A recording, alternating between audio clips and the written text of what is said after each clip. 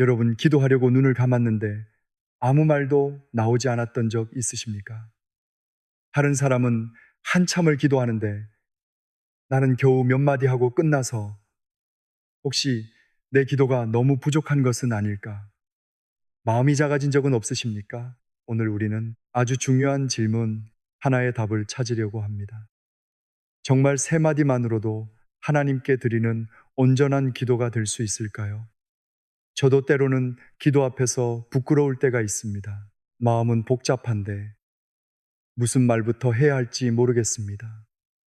믿음이 좋은 사람이라면 더 잘 기도해야 할 것 같은데 정작 힘든 일이 닥치면 입술이 굳어버릴 때가 있습니다. 여러분도 그러셨다면 괜찮습니다. 오늘 이야기를 끝까지 들으시면 우리가 얼마나 길게 말했느냐보다 하나님께 무엇을 가지고 나아갔느냐가 더 중요하다는 것을 발견하게 되실 것입니다. 이 말씀이 지금 기도가 막혀 있는 가족이나 친구에게 필요하다고 생각되시면 함께 나누어 주십시오. 그리고 댓글에는 지금 마음속에 가장 먼저 떠오르는 기도 한마디를 적어 보셔도 좋겠습니다. 길 필요 없습니다. 정말 한마디면 됩니다. 74살 되신 한 권사님이 계셨습니다. 새벽 예배 자리를 오래 지켜오신 분이었습니다. 교회에서는 기도를 잘하시는 분으로 알려져 있었습니다. 예배가 끝나면 젊은 집사들이 현관 앞에서 기다렸다가 이렇게 부탁하곤 했습니다. 권사님, 이번 주에 우리 아들이 면접을 보는데 기도 좀 해주세요. 그러면 권사님은 손을 꼭 잡고 따뜻하게 기도해 주셨습니다. 그런데 아무도 몰랐습니다. 그 권사님 마음속에는 오랫동안 같은 생각이 있었습니다. 나는 왜 저분처럼 기도하지 못할까? 내 기도는 너무 평범한 것 아닐까? 사람들은 권사님의 기도를 부러워했는데 정작 권사님은 자신의 기도를 부끄러워했습니다. 그러던 어느 늦여름 저녁이었습니다. 식탁에는 된장국 냄새가 남아 있었고 선풍기가 낮은 소리를 내며 돌아가고 있었습니다. 남편이 밥을 드시다가 갑자기 젓가락을 떨어뜨렸습니다. 금속 젓가락이 바닥에 부딪히는 소리가 났습니다. 권사님이 고개를 들었습니다. 손끝이 얼어붙는 것 같았습니다. 구급차가 도착하는 몇 분이 1시간처럼 길었습니다. 응급실에 도착한 뒤 남편은 곧바로 안쪽으로 들어갔습니다. 권사님은 혼자 복도 의자에 앉았습니다. 에어컨 바람은 너무 차가웠습니다. 어디선가 바퀴 달린 침대가 지나가는 소리가 났고 멀리서 보호자를 찾는 방송이 들렸습니다. 그때 권사님이 생각했습니다. 기도해야지. 평생 해오던 일이었습니다. 하나님 아버지, 지금 저희 남편이 그런데 그 다음 말이 나오지 않았습니다. 머리가 하얘졌습니다. 손은 떨렸고 눈물만 흘렀습니다. 평소 같으면 성경 말씀도 떠올랐을 텐데 아무것도 생각나지 않았습니다. 여러분, 바로 이런 순간이 있습니다. 가장 기도해야 할 때 오히려 기도가 안 되는 순간입니다. 믿음이 없어서가 아닙니다. 마음이 너무 아프면 말보다 눈물이 먼저 나오기 때문입니다. 권사님도 그랬습니다. 한참을 입술만 떨다가 겨우 이렇게 말했습니다. 하나님 도와주세요. 그게 전부였습니다. 다시 말했습니다. 하나님 도와주세요. 그리고 더 이상 아무 말도 하지 못했습니다. 그런데 이상한 일이 생겼습니다. 남편의 상태를 알려주는 사람이 나타난 것도 아니고 상황이 갑자기 좋아진 것도 아니었습니다. 그런데 권사님의 숨이 조금씩 고르게 돌아오기 시작했습니다. 복도 끝 창문으로 밤빛이 희미하게 들어왔습니다. 권사님은 눈을 감은 채 속으로 계속 같은 말을 반복했습니다. 하나님, 도와주세요. 얼마 뒤 간호사가 지나가다가 권사님의 어깨를 바라보며 물었습니다. 보호자분 괜찮으세요? 권사님이 눈물을 닦으며 대답했습니다. 네, 아직 무섭긴 한데요. 그래도 하나님이 같이 계신 것 같아요. 그 한마디가 권사님 자신에게도 놀라웠습니다. 두려움이 없어진 것은 아니었습니다. 저도 이것이 믿음이라고 생각합니다. 믿음은 하나도 무섭지 않은 상태가 아닙니다. 무서운데도 내가 혼자가 아니라는 것을 붙드는 것입니다. 남편은 치료를 받고 며칠 뒤 안정을 찾았습니다. 그리고 시간이 지난 후 권사님은 가까운 성도에게 이렇게 고백하셨습니다. 나는 평생 기도를 잘해야 하나님이 들으시는 줄 알았어요. 그런데 그날은 아무 말도 못했어요. 그냥 도와주세요. 그것뿐이었어요. 그런데 이상하게 그날 처음으로 내 기도가 정말 하나님께 가고 있다는 생각이 들었어요. 성도 여러분, 혹시 여러분도 지금 이런 아픔 속에 계십니까? 자녀 문제 때문에 잠이 오지 않습니까? 병원 검사 결과를 기다리고 계십니까? 돈 문제로 마음이 눌려 있습니까? 배우자와의 관계가 풀리지 않아 한숨만 나오십니까? 그 아픔을 먼저 하나님께 가져가십시오. 그리고 이제 예수님의 말씀을 들어보십시오. 마태복음 6장 7절입니다. 또 기도할 때에 이방인과 같이 중언부언하지 말라. 그들은 말을 많이 하여야 들으실 줄 생각하느니라. 그리고 이어지는 8절에서 말씀하십니다. 그러므로 그들을 본받지 말라. 구하기 전에 너희에게 있어야 할 것을 하나님 너희 아버지께서 하시느니라. 놀랍지 않습니까? 하나님은 이미 알고 계십니다. 그러면 왜 기도하라고 하실까요? 기도는 하나님께 모르는 정보를 알려드리는 시간이 아니기 때문입니다. 기도는 아버지께 가는 시간입니다. 상처 입은 아이가 아버지 품으로 달려가는 것처럼 우리는 말이 정리되지 않아도 하나님께 갈 수 있습니다. 기도는 말솜씨가 아닙니다. 오늘 처음의 질문에 이제 답할 수 있습니다. 정말 세 마디만으로도 온전한 기도가 될 수 있을까요? 그렇습니다. 진심으로 하나님께 향하는 세 마디라면 충분히 기도의 문을 열 수 있습니다. 그런데 여기서 더 중요한 질문이 생깁니다. 우리가 하나님께 무엇을 부탁하기 전에 먼저 바뀌어야 할 것이 하나 있습니다. 하나님을 어떤 분으로 부르고 있느냐는 것입니다. 여러분, 하나님을 믿은 지 오래됐는데도 기도할 때마다 긴장되는 분이 계십니까? 혹시 하나님이 너무 크고 높으신 분처럼 느껴져서 내 작은 걱정까지 말씀드려도 될까 망설이십니까? 왜 나의 아버지라는 짧은 부름 하나가 기도의 분위기를 완전히 바꾸는지 함께 보겠습니다. 기도에서 가장 먼저 필요한 것은 내용이 아닙니다. 멋진 표현도 아닙니다. 관계입니다. 우리가 기도를 어렵게 느끼는 이유 가운데 하나는 하나님을 너무 멀리 계신 분으로 생각하기 때문입니다. 교회에 가야 만나는 분, 예배 시간에만 가까이 갈 수 있는 분처럼 느끼면 기도는 자연스럽게 부담이 됩니다. 그런데 성경은 우리를 그렇게 부르지 않습니다. 삶이 힘들고 마음이 작아질 때 우리는 먼저 이런 아픔을 느낍니다. 내가 이런 사소한 것까지 하나님께 말씀드려도 될까? 남들은 더 큰 어려움도 견디는데 내가 이것 때문에 기도하면 너무 약한 사람처럼 보이지 않을까? 그 마음을 아시는 하나님께서 로마서 8장 15절에서 이렇게 말씀하십니다. 너희는 다시 무서워하는 종의 영을 받지 아니하고 양자의 영을 받았으므로 우리가 아빠 아버지라고 부르짖느니라. 성도 여러분, 종은 주인 앞에서 조심합니다. 그런데 자녀는 아버지를 부릅니다. 아이가 넘어져 무릎이 까졌다고 생각해 보십시오.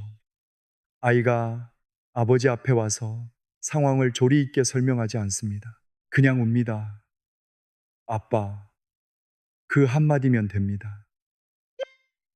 그 부름 안에 아프다는 것도 들어있고, 무섭다는 것도 들어있고, 도와달라는 마음도 다 들어있습니다.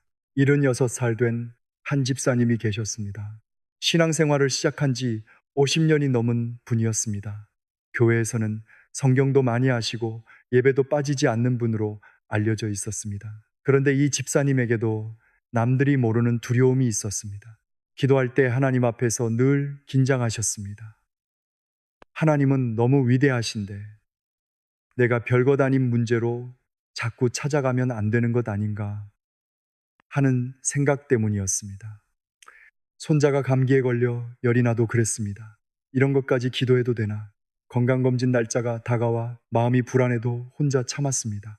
더 아픈 사람도 많은데 여러분, 저도 이런 마음을 이해합니다. 믿음이 있다고 하면서 자꾸 작은 일까지 하나님께 말씀드리는 것이 괜히 부끄럽게 느껴질 때가 있습니다. 그런데 생각해 보면 그것도 우리의 교만일 수 있습니다. 자녀가 아버지에게 가는데 큰 이유가 꼭 필요합니까? 어느 겨울 새벽이었습니다. 집사님의 6살 난 손자가 갑자기 열이 많이 올랐습니다. 아이의 볼은 벌겋게 달아올랐고 방 안에는 가습기에서 나오는 낮은 소리가 계속 들렸습니다. 창문에는 새벽찬 기운 때문에 희미하게 김이 서려 있었습니다. 할머니는 밤새 물수건을 갈아주다가 잠깐 옆방에 누웠습니다. 집사님은 혼자 손자 곁에 앉았습니다. 아이의 이마에 손을 얹었습니다. 뜨거웠습니다. 그 순간 마음이 아팠습니다. 기도해야겠다는 생각이 들었습니다. 평소 같으면 먼저 자세를 가다듬고 무슨 말을 해야 할지 생각했을 것입니다. 그런데 그날은 그러지 못했습니다. 그냥 입에서 말이 나왔습니다. 나의 아버지. 그 두 마디였습니다. 집사님은 잠시 멈췄습니다. 그리고 다시 불렀습니다. 나의 아버지. 그 순간 갑자기 눈물이 났습니다. 왜 우는지도 몰랐습니다. 50년 동안 수없이 하나님을 불렀는데 그날 처음으로 하나님이 정말 내 아버지시라는 사실이 머리가 아니라 가슴에 내려오는 것 같았습니다. 내가 이 아이의 이마에 손을 얹고 있는 것처럼 하나님도 나를 돌보고 계시는구나. 내가 별일 아니라고 숨겼던 걱정들도 아버지는 이미 알고 계셨구나. 그 생각이 들었습니다. 잠시 뒤 손자가 눈을 조금 뜨더니 힘없는 목소리로 말했습니다. 할아버지 물 좀 줘요. 집사님이 컵을 들고 아이를 일으켜 세웠습니다. 그래, 천천히 마셔. 그 짧은 대화를 나누는데 마음이 이상하게 평안해졌습니다. 아이의 열이 그 순간 다 내려간 것도 아닙니다. 병원에 가지 않아도 된다는 확신이 생긴 것도 아닙니다. 그런데 달라진 것이 하나 있었습니다. 혼자 감당하고 있다는 느낌이 사라졌습니다. 그날 이후 집사님의 기도는 아주 조금씩 달라졌습니다. 아침에 눈을 뜨면 먼저 말했습니다. 나의 아버지, 오늘도 함께 해주십시오. 병원에 갈 때도 그랬습니다. 나의 아버지 결과가 어떻든 제 마음을 붙들어 주십시오. 손자의 학교 발표가 있는 날에는 이렇게 기도했습니다. 나의 아버지, 저 아이가 너무 긴장하지 않게 해주십시오. 며칠이 지나자 집사님 자신도 이상한 변화를 느꼈습니다. 예전에는 기도하려면 준비가 필요했습니다. 무엇을 먼저 말할지 생각했습니다. 그런데 이제는 그냥 부르면 됐습니다. 나의 아버지. 그 말을 하면 기도가 시작됐습니다. 어느 날 며느리가 식탁에서 집사님을 바라보다가 말했습니다. 아버님, 요즘 좀 달라지신 것 같아요. 집사님이 물었습니다. 뭐가 전보다 마음이 편해 보이세요? 예전에는 병원 이야기만 나와도 걱정부터 하셨잖아요. 집사님은 웃으면서 대답했습니다. 나도 잘 모르겠다. 그런데 요즘은 혼자 걱정하는 것 같지가 않구나. 성도 여러분, 이것이 관계입니다. 기도는 시험이 아닙니다. 잘해야 통과하는 자리가 아닙니다. 아버지께 가는 것입니다. 지금 여러분이 기도하려는데 무슨 말부터 해야 할지 모르겠다면 길게 시작하려고 하지 마십시오. 그냥 불러보십시오. 나의 아버지, 그 부름 안에 오늘의 피곤함도 넣으십시오. 자녀에 대한 걱정도 넣으십시오. 몸이 아픈 두려움도 넣으십시오. 아무에게도 말하지 못한 외로움도 넣으십시오. 아버지는 자녀가 찾아오는 것을 귀찮아하지 않습니다. 오랫동안 믿었는데도 하나님 앞에서 긴장했던 이유는 기도의 기술이 부족해서가 아니었습니다. 하나님을 아버지보다 멀리 계신 분으로 느꼈기 때문이었습니다. 그런데 아버지라고 부르기 시작하면 기도는 설명에서 관계로 바뀝니다. 그렇다면 아버지신 하나님을 알게 됐는데도 삶이 너무 무너져 다른 말은 하나도 나오지 않는다면 어떻게 해야 할까요? 삶이 너무 무너져서 설명할 힘조차 없을 때 우리는 무엇을 기도해야 할까요? 이번에는 기도를 잘 만드는 법이 아니라 아무 말도 할 수 없는 순간에도 하나님께 붙들리는 한 가지 길을 보려고 합니다. 그 길은 놀랄 만큼 짧습니다. 도와주세요. 바로 이 세 마디입니다.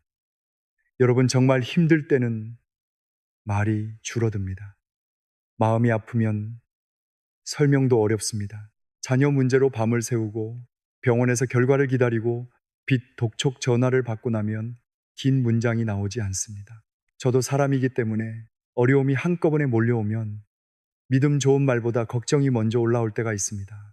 하나님을 믿으면서도 계산기를 두드리고 아직 일어나지도 않은 일을 미리 걱정할 때가 있습니다. 그런 우리에게 하나님은 먼저 아픔을 숨기라고 말씀하지 않으십니다. 감당하기 힘든 날에는 부르라고 하십니다. 시편 50편 15절입니다. 환난 날에 나를 부르라. 내가 너를 건지리니 네가 나를 영화롭게 하리로다. 환난 날에 부르라고 하십니다. 다 해결한 뒤에 오라고 하지 않으십니다. 마음을 정리하고 오라고도 하지 않으십니다. 바로 그날입니다. 잠이 오지 않는 그 밤 전화벨만 울려도 가슴이 철렁하는 그때 하나님을 부르라는 것입니다. 68살 된 한 권사님이 계셨습니다. 남편이 작은 인쇄 일을 오래 해왔습니다. 큰 돈을 벌지는 못해도 가족이 먹고 살 만큼은 꾸려왔습니다. 그런데 몇 년 전부터 거래가 줄기 시작했습니다. 처음에는 한두 달만 견디면 되겠지 싶었습니다. 그런데 주문이 계속 끊겼습니다. 인쇄기 돌아가는 소리가 뜸해졌고 매달 나가야 하는 돈은 그대로였습니다. 책상 한쪽에는 아직 내지 못한 고지서가 쌓였습니다. 남편은 점점 말이 없어졌습니다. 저녁 식탁에서도 숟가락 부딪히는 소리만 났습니다. 권사님이 조심스럽게 물었습니다. 오늘은 좀 어땠어요? 남편이 잠시 고개를 숙이다 대답했습니다. 똑같지 뭐. 당신까지 걱정하지 마. 그 말이 오히려 더 마음 아팠습니다. 걱정하지 말라는데 어떻게 걱정을 하지 않겠습니까? 밤이 되면 남편은 잠든 척 했고 권사님도 눈을 감은 척 했습니다. 그런데 벽시계 초침 소리가 유난히 크게 들렸습니다.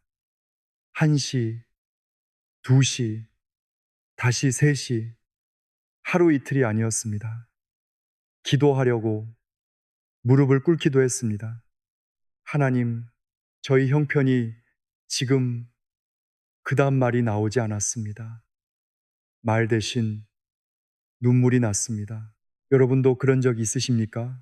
해결해야 할 것은 너무 많은데 어디부터 기도해야 할지 몰라서 결국 아무 기도도 못한 적 말입니다. 권사님에게 바로 그런 시간이 2달 넘게 이어졌습니다. 남편은 등을 돌리고 누워 있었습니다. 권사님은 가만히 외투를 걸쳤습니다. 차가운 새벽 공기를 맞으며 교회까지 걸어갔습니다. 골목에는 차도 거의 없었습니다. 가로등 아래로 마른 나무잎 하나가 바람에 밀려가고 있었습니다. 예배당 문을 열었습니다. 아무도 없었습니다. 불도 다 켜지 않고 맨 뒤 작은 등 하나만 켰습니다. 어두운 본당 안에서 오래된 나무 의자 냄새가 희미하게 났습니다. 권사님은 앞자리까지 가지도 못했습니다. 중간쯤 앉다가 그냥 무릎을 꿇었습니다. 기도하려고 했습니다. 그런데 역시 말이 나오지 않았습니다. 한참을 울었습니다. 그러다가 겨우 입을 열었습니다. 그러니 역체보 영모루 그 영모 하나님 도와주세요. 잠시 뒤 다시 말했습니다. 제발 도와주세요. 그게 다였습니다. 그런데 바로 그 순간 사업이 회복된 것은 아닙니다. 빚이 사라진 것도 아닙니다. 전화가 걸려온 것도 아닙니다. 먼저 바뀐 것은 권사님의 마음이었습니다. 숨이 조금씩 편해졌습니다. 가슴을 짓누르던 돌덩이 같은 것이 아주 조금 내려앉는 느낌이 들었습니다. 권사님이 빈 예배당에서 혼잣말처럼 말했습니다. 하나님 정말 여기 계시는 거죠? 그리고 잠시 후 이렇게 고백했습니다. 제가 혼자는 아니네요. 성도 여러분, 이것이 얼마나 중요한지 아십니까? 기도의 첫 응답이 언제나 상황의 변화는 아닙니다. 때로 하나님은 상황보다 먼저 사람의 마음을 붙들어 주십니다. 문제가 그대로 있어도 무너지지 않게 하십니다. 두려움이 완전히 사라지지 않아도 오늘 하루를 견딜 힘을 주십니다. 권사님은 그날 이후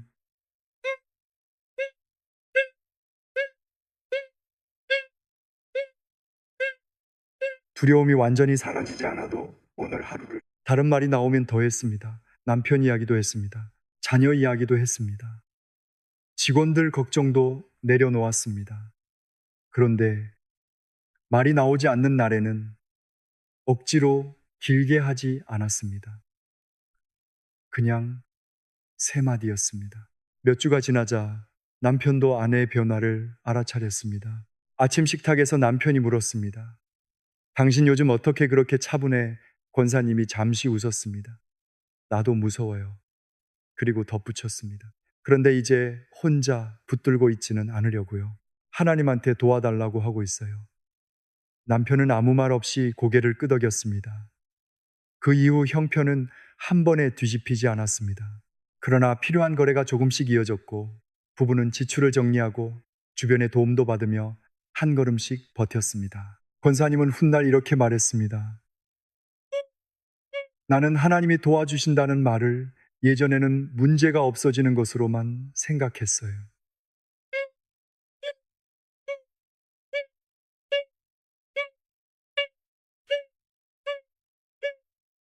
권사님은 훗날 먼저 내가 무너지지 않게 붙들어 주셨더라고요. 여러분, 바로 이것입니다. 도와주세요. 이 세 마디는 패배의 말이 아닙니다. 내 힘만으로는 안 된다는 것을 인정하고 하나님의 손을 붙드는 기도입니다. 지금 여러분에게 너무 무거운 문제가 있습니까? 그렇다면 완벽한 문장을 만들지 마십시오. 오늘 밤 침대에서도 괜찮습니다. 병원, 복도에서도 괜찮습니다. 운전하기 전에 잠깐 눈을 감고도 좋습니다. 하나님 도와주세요. 그렇게 부르십시오. 아무 말도 할 힘이 없을 때는 모든 것을 설명할 필요가 없습니다. 하나님은 이미 우리의 형편을 아십니다. 우리가 할 일은 도움을 청하며 그분께 손을 내미는 것입니다. 그런데 어떤 분은 이것조차 어렵습니다. 하나님이 멀어서가 아닙니다. 내 잘못이 너무 크게 느껴져서 고개를 들 수 없기 때문입니다. 여러분, 하나님께 도와달라고 말하는 것조차 어려울 때가 있습니다. 문제가 너무 커서가 아니라 내가 너무 부끄럽기 때문입니다. 오늘은 그 마음을 막고 있는 벽 하나가 어떻게 무너지는지 보려고 합니다. 그리고 그 벽 뒤에는 의외로 많은 분이 오래 숨겨온 한마디가 있습니다. 용서하세요. 신앙생활을 오래 했다고 해서 죄책감이 없어지는 것은 아닙니다. 오히려 말씀을 많이 알수록 자신의 부족함이 더 선명하게 보일 때도 있습니다. 같은 실수를 또 했다는 생각, 그때 왜 그런 말을 했을까 하는 후회 가족에게 남긴 상처가 자꾸 떠오릅니다. 그러면 마음속에서 이런 소리가 들립니다. 나는 하나님 앞에 갈 자격이 없어. 여러분도 이런 생각 때문에 기도를 피한 적이 있으십니까? 저도 하나님 앞에 부끄러운 모습을 발견하면 잘못을 빨리 인정하기보다 마음속에서 변명하고 싶을 때가 있습니다. 내가 그럴 만한 이유가 있었다고 스스로를 설명하고 싶습니다. 그런데 그렇게 하면 마음은 오히려 더 무거워집니다. 우리의 아픔은 바로 그것입니다. 죄보다 더 오래 우리를 하나님에게서 멀어지게 만드는 것은 때로 죄를 숨기고 있는 마음입니다. 그런 우리에게 하나님은 이사야 1장 18절에서 말씀하십니다. 여호와께서 말씀하시되 오라 우리가 서로 변론하자. 너희의 죄가 주홍 같을지라도 눈과 같이 희어질 것이요 진홍같이 붉을지라도 양털같이 희게 되리라. 보십시오. 하나님은 먼저 오라고 하십니다. 깨끗해지고 나서 오라는 말씀이 아닙니다. 부끄러운 모습 그대로 오라는 것입니다.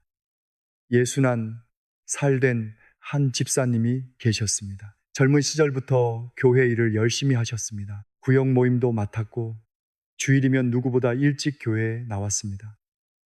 그런데 50살 무렵 가까운 사람에게 큰 상처를 준 일이 있었습니다. 자세한 사정은 다른 사람들에게 알려지지 않았습니다. 겉으로는 평소와 다를 것이 없었습니다. 하지만 집사님은 알고 있었습니다. 내가 잘못했다. 그 사실이 마음속에서 사라지지 않았습니다. 그 다음 주일에도 교회에 갔습니다. 찬양도 불렀습니다. 봉사도 했습니다. 그런데 기도만 하려고 하면 그 일이 떠올랐습니다. 어느 주일에는 찬송을 부르다가 갑자기 고개를 숙였습니다. 옆에 앉은 아내가 조용히 물었습니다. 왜 그래요? 어디 아파요? 집사님은 작게 대답했습니다. 아니야, 그냥 좀 피곤해서. 사실 몸이 아니라 마음이 아팠습니다. 나는 이런 사람인데 하나님 앞에서 찬송을 불러도 되나? 그날부터 기도가 조금씩 형식이 되기 시작했습니다. 입술은 움직였습니다. 하지만 마음은 하나님을 피해 다녔습니다. 그렇게 몇 해가 흘렀습니다. 성도 여러분, 이것이 무섭습니다. 교회 안에 있으면서도 하나님에게서 숨을 수 있습니다. 봉사를 하면서도 숨을 수 있고, 사람들 앞에서 기도하면서도 정작 마음은 하나님을 피해 있을 수 있습니다. 어느 늦가을 밤이었습니다. 집사님은 아픈 자녀를 병원에 데려갔다가 늦게 집으로 돌아왔습니다. 가족들은 모두 잠들었습니다. 거실에는 냉장고 돌아가는 소리만 들렸습니다. 창밖 가로등 빛이 커튼 사이로 길게 들어와 있었습니다. 잠이 오지 않았습니다. 집사님은 소파 옆 탁자에 놓인 성경을 펼쳤습니다. 그때 눈에 들어온 말씀이 요한일서 1장 9절이었습니다. 만일 우리가 우리 죄를 자백하면 그는 미쁘시고 의로우사 우리 죄를 사하시며 우리를 모든 불의에서 깨끗하게 하실 것이요. 집사님은 그 말씀 앞에서 한동안 움직이지 못했습니다. 자백하면 그 단어가 계속 마음에 남았습니다. 나는 몇 년 동안 잘못을 몰랐던 것이 아니었습니다. 알고 있었습니다. 그런데 인정하지 않았습니다. 하나님께 솔직하게 말씀드리기보다 피해왔던 것입니다. 집사님은 성경을 내려놓았습니다. 그리고 소파 앞 차가운 마룻바닥에 무릎을 꿇었습니다. 말을 하려고 했습니다. 목이 막혔습니다. 한참 뒤에 겨우 한마디가 나왔습니다. 하나님 용서하세요.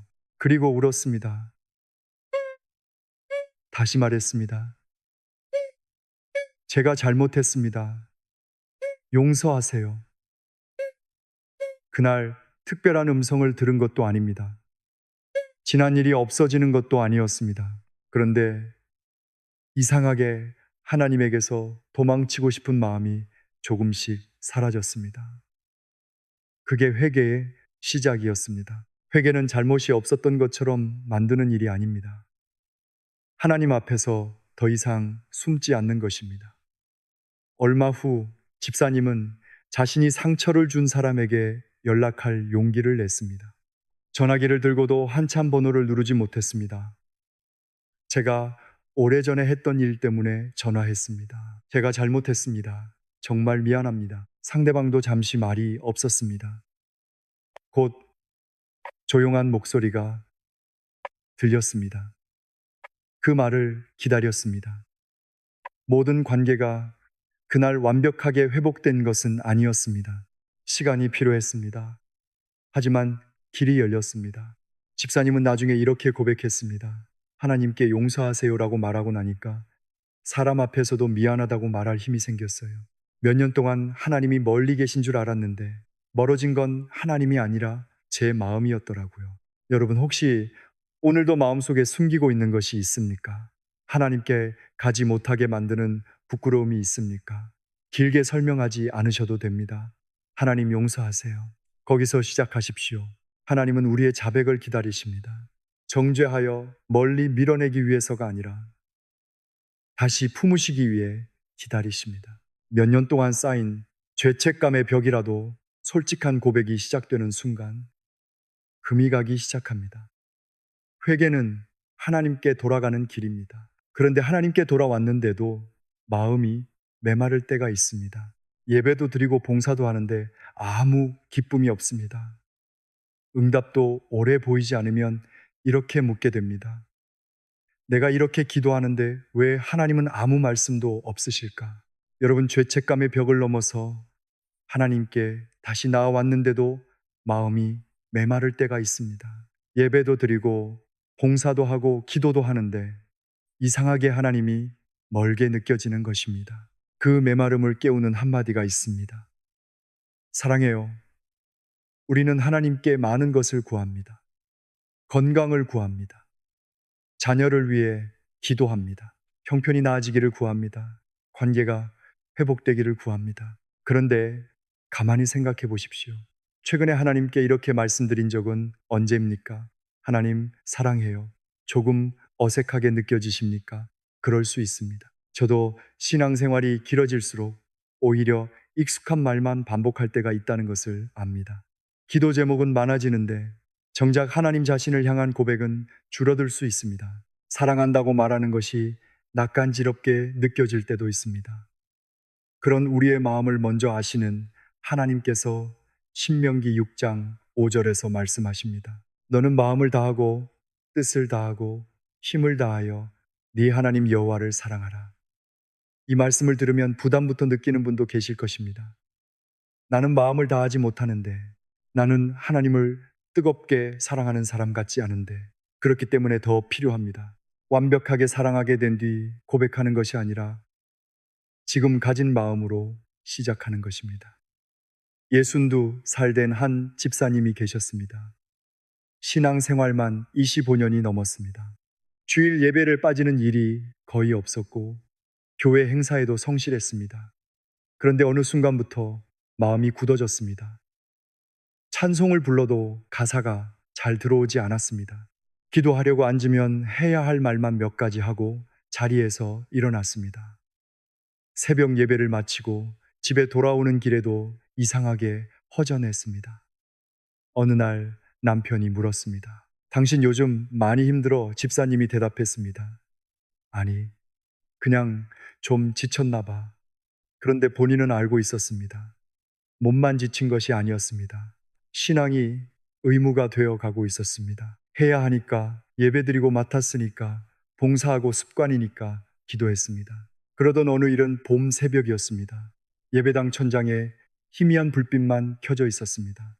난방이 다 돌지 않아 의자 끝이 조금 차갑게 느껴졌습니다. 집사님은 늘 하던 자리에서 기도하고 있었습니다. 그런데 문득 마음속에 한 질문이 떠올랐습니다. 너는 나를 사랑하느냐? 요한복음에서 예수님이 베드로에게 물으셨던 그 질문이었습니다. 집사님은 바로 대답하지 못했습니다. 사랑하죠. 그 말을 하고 싶었습니다. 그런데 목에서 걸렸습니다. 정말 사랑하는지 모르겠다는 생각이 들었습니다. 믿는 것은 분명했습니다. 그런데 사랑하는가? 그 질문 앞에서는 자신이 없었습니다. 집으로 돌아왔습니다. 아직 해가 완전히 뜨지 않았습니다. 부엌 창문으로 푸른 새벽빛이 조금 들어왔고 전기밥솥에서 김 빠지는 소리가 났습니다. 남편은 아직 자고 있었습니다. 집사님은 식탁 의자에 혼자 앉았습니다. 그리고 아주 작은 목소리로 말했습니다. 하나님, 사랑해요. 어색했습니다. 그래서 잠시 멈췄습니다. 다시 말했습니다. 사랑해요. 잘 모르겠지만 사랑하고 싶어요. 그 순간 눈물이 났습니다. 10분 동안 특별한 말을 한 것도 아닙니다. 그저 계속 같은 고백을 했습니다. 하나님 사랑해요. 집사님은 나중에 이렇게 말했습니다. 저는 오랫동안 하나님께 달라고만 했더라고요. 그런데 그날 처음으로 아무것도 구하지 않고 사랑한다고 말했어요. 여러분, 사랑은 감정이 뜨거워야만 시작되는 것이 아닙니다. 때로 고백이 먼저입니다. 마음이 뒤따라옵니다. 그날 이후 집사님은 아침마다 짧게 이 말을 드렸습니다. 하나님 사랑해요. 처음 며칠은 여전히 어색했습니다. 그런데 한 달쯤 지나 어느 주일 찬양을 부르다가 마음이 움직였습니다. 평소에도 수없이 불렀던 찬양이었는데 그날은 가사가 가슴에 들어왔습니다. 집사님은 찬양을 부르다가 울었습니다. 예배를 마친 뒤 남편이 물었습니다. 오늘 무슨 일 있었어? 집사님이 웃으면서 대답했습니다. 아니, 그냥 하나님이 좀 가까이 계신 것 같아서. 남편이 한참 아내를 보더니 말했습니다. 당신 요즘 조금 부드러워졌어. 하나님께 사랑한다고 고백하기 시작했는데 사람을 대하는 모습까지 달라지고 있었습니다. 성도 여러분, 이것이 사랑의 방향입니다. 하나님께 마음을 열면 그 사랑이 가족에게도 흘러가기 시작합니다. 오늘 여러분의 기도가 메마르다면 한 번 구하는 것을 멈추고 이렇게 말해 보십시오. 하나님 사랑해요. 그때 필요한 것은 더 많은 종교적인 일이 아니라 하나님 자신을 다시 바라보는 것입니다. 그런데 사랑한다고 고백하기 시작하면 또 하나의 문이 열립니다. 감사입니다. 다섯 번째 기도는 감사해요입니다. 데살로니가전서 5장 18절은 이렇게 말씀합니다. 범사에 감사하라. 이것이 그리스도 예수 안에서 너희를 향하신 하나님의 뜻이니라. 그런데 여러분, 이 말씀 앞에서 마음이 걸리는 분이 계실 것입니다. 좋은 일이 생기면 감사할 수 있습니다. 그런데 병원 검사 결과를 기다리는 사람에게도 감사하라고 할 수 있을까요? 67살 된 한 장로님이 건강검진을 받았습니다. 며칠 뒤 병원에서 전화가 왔습니다. 추가 검사가 필요합니다. 그 한마디를 듣는 순간 마음이 철렁했습니다. 검사 날짜까지 열흘이 남았습니다. 그 열흘 동안 장로님은 밤마다 휴대전화로 병에 관한 글을 찾아봤습니다. 작은 증상 하나까지 큰 병처럼 느껴졌습니다. 아내가 보다 못해 말했습니다. 여보, 이제 그만 좀 찾아봐요. 장로님이 휴대전화를 내려놓으며 대답했습니다. 안 보려고 하는데 자꾸 겁이 나네. 바로 그 말입니다. 겁이 났습니다. 믿음이 없는 사람이 아니었습니다. 장로로 오래 섬겼습니다. 그런데 두려웠습니다. 어느 날 아침 병원에 가기 사흘 전이었습니다. 장로님은 식탁에 앉아 미지근해진 보리차 잔을 바라보고 있었습니다. 기도하려고 했는데 자꾸 검사 결과만 떠올랐습니다. 그때 문득 데살로니가전서 말씀이 생각났습니다. 범사에 감사하라. 장로님은 속으로 생각했습니다. 지금 무엇을 감사하라는 말입니까? 결과도 모르는데 혹시 나쁜 결과라면 어떻게 합니까? 그런데 바로 그 순간 장로님의 기도가 조금 달라지기 시작했습니다. 하나님, 결과가 좋아서 감사한 것은 아닙니다. 잠시 숨을 골랐습니다. 그리고 말했습니다. 그래도 오늘 제 곁에 계셔서 감사합니다. 그 고백은 상황에 대한 감사가 아니었습니다. 상황 속에 함께 하시는 하나님께 대한 감사였습니다. 여러분, 감사는 아픈 일을 좋은 일이라고 우기는 것이 아닙니다. 두렵지 않은 척 하는 것도 아닙니다. 나는 무섭지만 이 두려움보다 하나님을 더 크게 바라보겠다고 시선을 옮기는 것입니다. 장로님에게 남은 사흘은 여전히 길었습니다. 아침에 눈을 뜨면 먼저 병원 생각이 났습니다. 밥을 먹다가도 갑자기 가슴이 답답했고 밤이 되면 최악의 결과가 머릿속을 지나갔습니다. 그런데 예전과 한 가지가 달랐습니다. 두려움이 올라올 때마다 장로님은 일부러 작은 감사 하나를 찾았습니다. 하나님, 오늘 아침 눈을 뜨게 하셔서 감사합니다. 조금 뒤에는 이렇게 말했습니다. 아내와 같이 밥을 먹게 하셔서 감사합니다. 저녁에는 창문을 열다가 선선한 바람이 들어오는 것을 느꼈습니다. 오늘 바람도 감사합니다. 큰 감사가 아니었습니다. 그런데 이상하게 마음이 조금씩 달라졌습니다. 아내가 어느 날 물었습니다. 여보, 이제 안 무서워요? 장로님은 고개를 저었습니다. 아니, 아직 무서워. 그리고 잠시 있다가 말했습니다. 그런데 무서운 것만 보고 있지는 않으려고.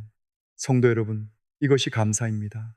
감사는 두려움이 없다는 선언이 아닙니다. 두려움 가운데서도 하나님이 주신 것을 다시 세어보는 것입니다.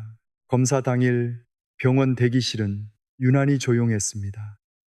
번호가 전광판에 뜰 때마다 작은 알림음이 울렸습니다. 장로님은 손에 쥔 접수표를 몇 번이나 접었다 폈습니다. 아내가 손등 위에 손을 올렸습니다. 괜찮을 거예요. 장로님이 대답했습니다. 결과가 어떻든 같이 가봅시다. 검사를 마치고 의사의 설명을 들었습니다. 당장 큰 치료가 필요한 상태는 아니었지만 앞으로 꾸준히 살펴야 한다는 말을 들었습니다. 좋은 소식만도 아니었고 절망적인 소식도 아니었습니다. 장로님은 병원 문을 나오면서 한참 하늘을 바라봤습니다. 그리고 말했습니다. 감사합니다. 무엇이 감사했을까요? 완벽한 결과가 아니었습니다. 하나님이 함께 계셨다는 사실이 감사했습니다. 여러분도 지금 결과를 기다리는 일이 있으십니까? 자녀가 연락을 기다리고 있습니까? 병원 결과를 기다리고 있습니까? 해결되지 않은 돈 문제 때문에 하루에도 몇 번씩 마음이 내려앉습니까? 그 아픔을 부정하지 마십시오. 그리고 그 다음에 말씀을 붙드십시오. 데살로니가전서 5장 18절입니다. 범사에 감사하라. 이것이 그리스도 예수 안에서 너희를 향하신 하나님의 뜻이니라. 감사해요. 이 짧은 고백은 문제를 없애는 주문이 아닙니다. 문제만 바라보던 우리의 얼굴을 하나님께 돌리는 기도입니다. 그런데 여기서 더 깊은 기도가 하나 나옵니다. 감사하려고 해도 여전히 마음속에 이런 생각이 남습니다. 하나님, 그래도 이것만큼은 제가 원하는 대로 해주세요. 그때 필요한 여섯 번째 기도가 있습니다. 뜻대로 해요. 여러분, 이 말은 쉽지 않습니다. 도와주세요는 할 수 있습니다. 감사해요도 조금씩 할 수 있습니다. 그런데 뜻대로 해요라고 기도하려면 내가 붙들고 있는 것을 놓아야 합니다. 65살 된 한 권사님이 계셨습니다. 외아들이 50 가까운 나이가 되도록 직장이 자주 흔들렸습니다. 좋은 기회가 생기는가 싶으면 오래가지 못했고 결혼 문제도 풀리지 않았습니다. 권사님은 아들 이야기가 나오기만 하면 마음이 무거웠습니다. 친구들이 자녀 자랑을 할 때면 웃으며 듣다가도 집에 오면 한숨이 나왔습니다. 어느 날 아들이 저녁을 먹다가 말했습니다. 엄마, 이번에 지방에 있는 회사에서 제안이 왔어요. 권사님의 얼굴이 굳었습니다. 거긴 너무 멀잖아. 지금 여기서 조금만 더 기다려보면 안 되겠니? 아들이 숟가락을 내려놓았습니다. 엄마는 늘 내가 엄마 생각대로 살아야 안심되는 것 같아. 그 말이 가슴에 박혔습니다. 냉장고 불빛만 잠깐 켜졌다 꺼졌습니다. 권사님은 소파에 앉아 생각했습니다. 나는 아들을 위해 기도한다고 했는데 혹시 내 계획을 이루어 달라고 기도한 것은 아닐까? 여러분, 이 질문은 저에게도 어렵습니다. 우리는 하나님의 뜻을 구한다고 하면서 이미 원하는 답을 정해놓고 기도할 때가 있습니다. 이 길로 가게 해주세요. 이 사람과 꼭 만나게 해주세요. 이 병은 반드시 이렇게 되게 해주세요. 마음이 간절할수록 놓기가 더 어렵습니다. 권사님도 그랬습니다. 며칠 동안 같은 기도를 반복했습니다. 하나님, 아들이 여기 남게 해주세요. 그런데 기도할수록 마음이 더 답답했습니다. 어느 새벽 권사님은 기도를 멈추고 한참 가만히 앉아 있었습니다. 그리고 아주 어렵게 입을 열었습니다. 하나님, 제 뜻 말고요. 눈물이 났습니다. 주님, 뜻대로 해요. 그 말을 하고도 마음 한쪽에서는 여전히 아들을 붙들고 싶었습니다. 그래서 다시 기도했습니다. 제가 놓기 싫은 것도 아십니다. 그래도 뜻대로 해요. 이것이 정직한 기도입니다.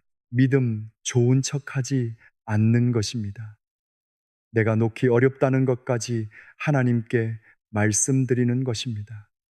하박국 3장 17절과 18절은 이렇게 고백합니다. 비록 무화과 나무가 무성하지 못하며 포도나무에 열매가 없으며 감람나무에 소출이 없으며 밭에 먹을 것이 없으며 우리의 양이 없으며 외양간에 소가 없을지라도 나는 여호와로 말미암아 즐거워하며 나의 구원의 하나님으로 말미암아 기뻐하리로다. 아무것도 뜻대로 되지 않는 것처럼 보여도 하나님을 놓지 않겠다는 고백입니다. 권사님의 아들은 결국 그 지방 회사로 갔습니다. 권사님이 처음 원했던 답은 아니었습니다. 그런데 몇 달 뒤 아들이 전화했습니다. 엄마, 여기 와 보니까 생각보다 괜찮아요. 사람들도 좋고 제가 다시 시작할 힘이 생기는 것 같아요. 권사님이 잠시 아무 말도 하지 못했습니다. 그리고 웃으며 대답했습니다. 그래, 네가 평안하면 엄마도 감사하다. 전화를 끊은 뒤 권사님은 이렇게 기도했습니다. 하나님, 제가 다 알아야 안심하는 사람이었네요. 이제는 조금씩 맡겨보겠습니다. 성도 여러분, 뜻대로 해요라는 기도는 체념이 아닙니다. 하나님이 나보다 더 멀리 보신다는 것을 믿는 기도입니다. 내 계획을 버리는 것이 아니라 더 큰 손에 맡기는 것입니다. 상황이 바뀌기 전에 감사하면 시선이 바뀝니다. 그리고 뜻대로 해요라고 기도하면 꽉 쥐고 있던 손이 조금씩 펴집니다. 그런데 손을 펴고 나면 마지막 질문이 남습니다. 내가 원하던 것이 없어도 정말 하나님 한 분으로 살아갈 수 있을까요? 마지막 기도는 가장 짧지만 어쩌면 가장 어려운 기도입니다. 내가 원하던 것이 아직 없고 상황도 다 풀리지 않았는데도 정말 이렇게 말할 수 있을까요? 하나님, 충분해요. 이 마지막 세 마디가 왜 기도의 끝이 아니라 믿음의 가장 깊은 자리인지 함께 보겠습니다. 사람은 무언가를 붙들고 살아갑니다. 건강을 붙듭니다. 자녀를 붙듭니다. 돈을 붙듭니다. 사람을 붙듭니다. 그런데 어느 날 그것들이 내 손에서 빠져나가는 것처럼 느껴질 때가 있습니다. 그 순간 우리는 아주 정직한 질문을 하게 됩니다. 하나님, 이것도 없으면 저는 무엇으로 살아갑니까? 저 역시 그런 질문 앞에서는 쉽게 큰 소리 칠 수 없습니다. 하나님 한 분이면 충분하다고 말하면서도 막상 내가 사랑하는 것을 잃을까 두려우면 마음이 흔들립니다. 믿음은 있는데 두려움도 있습니다. 일어난 살되난 권사님이 계셨습니다. 남편을 먼저 떠나보내고 몇 해를 혼자 사셨습니다. 낮에는 견딜만 했습니다. 교회에도 가고 장도 보고 사람들과 통화도 했습니다. 그런데 밤이 힘들었습니다. 저녁을 먹고 나면 집안이 너무 조용했습니다. 식탁 맞은편에는 늘 남편이 앉던 빈 의자가 있었습니다.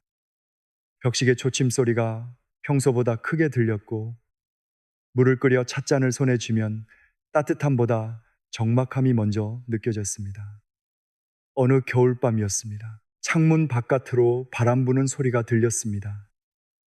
권사님은 혼자 차를 마시다가 빈 의자를 바라봤습니다.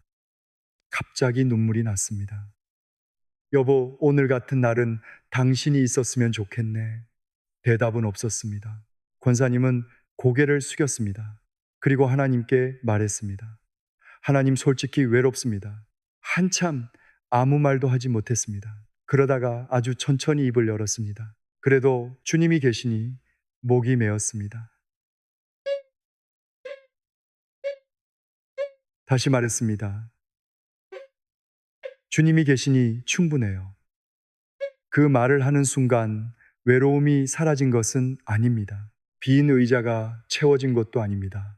그런데 권사님의 마음에 다른 생각이 들어왔습니다. 나는 혼자 사는 사람일 수는 있어도 혼자 있는 사람은 아니구나. 권사님은 그날부터 밤마다 같은 고백을 드렸습니다. 하나님, 오늘도 충분해요. 그런데 예전처럼 무섭지는 않아. 혼자 있어도 혼자가 아닌 것 같아. 딸이, 성도 여러분, 충분해요라는 기도는 아무것도 필요 없다는 뜻이 아닙니다. 아픈데 안 아픈 척 하는 것도 아닙니다. 외로운데 외롭지 않은 척 하는 것도 아닙니다.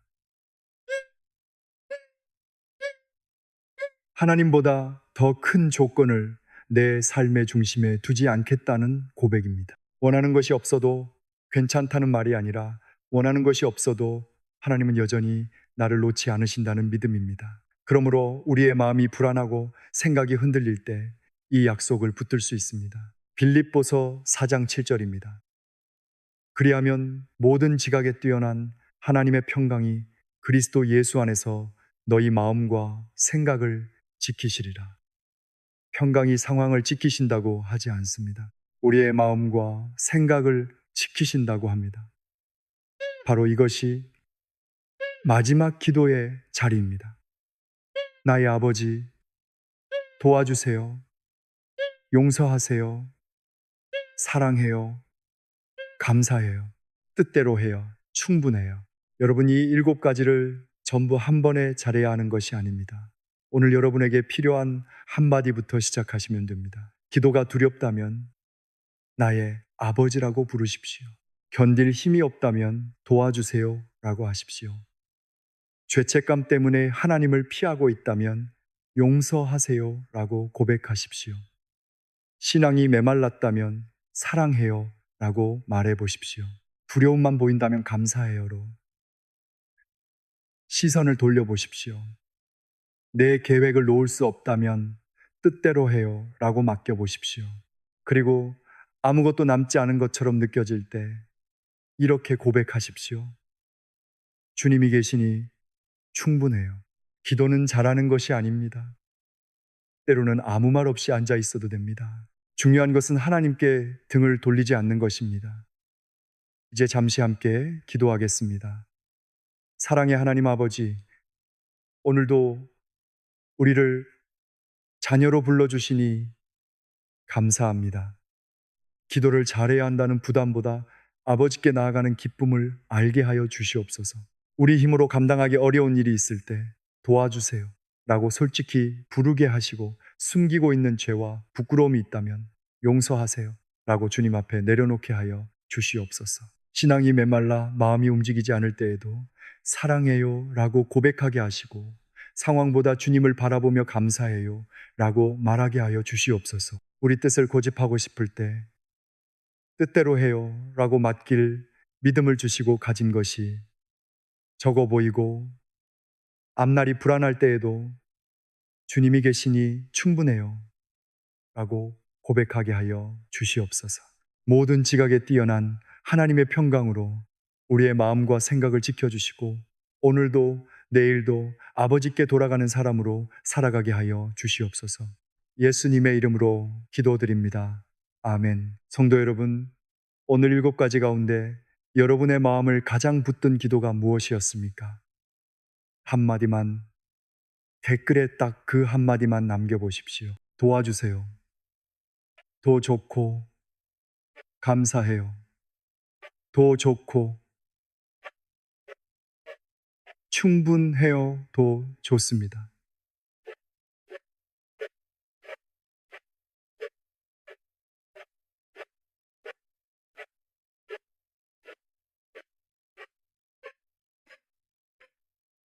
그 짧은 기도가 여러분의 하루를 다시 아버지께 연결해 줄 것입니다.